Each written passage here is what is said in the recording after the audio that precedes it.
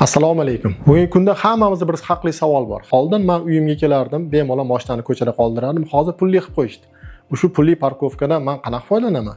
Nahotki men qaytib kelganimdan keyin uyda dam olayotgan vaqtimda mashinamni qo'yganim uchun pul to'lashim kerak. Unda men topayotgan oylik maoshim parkovkaga ketadimi? Yo'q. Bunday qaror qilishga va bunday hukm chiqarishga shoshilmang. Aslida olganda siz rezidentsiz, ya'ni o'sha domda ko'p qavatli turar joyda siz muqim istiqomat qilasiz, yashaysiz va unda dam olasiz. Demakki, rezident maqomiga egasiz. Va rezidentlar uchun bu pulli parkovkalar aslida bepul. Aniqroq aytadigan bo'lsam, har kuni dushanbadan jumagacha sutkaning qorong'i vaqtlari, ya'ni 20:00 dan boshlab ertalab soat 8 gacha bemalol mashinangizni qoldirishingiz mumkin.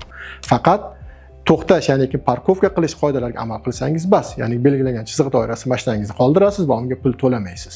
Shanba va yakshanba kunlari esa mutlaqo bepul, ya'ni dushanba kuni soat 8 gacha bemalol unda mashinangizni qoldirishingiz mumkin. Bu faqat rezidentlarga amal qiladi. Bugungi kunda Toshkent shahar hokimligi bilan birgalikda biz rezidentlik shartnomasi ustida ishlamoqdamiz. Ushbu rezidentlik shartnomasi chiqqandan keyin batafsil ma'lumotlar yoritiladi. Hozir esa bemalol ushbu videoni tanishlaringizga borishingiz mumkin va har kuni dushanbadan jumagacha soat kechasi 20:00 dan ertalab soat 8 gacha bepul parkovkadan foydalaning. Qachonki siz shu joyda, shu domda turasiz, shu rezidentlik maqomiga egasiz.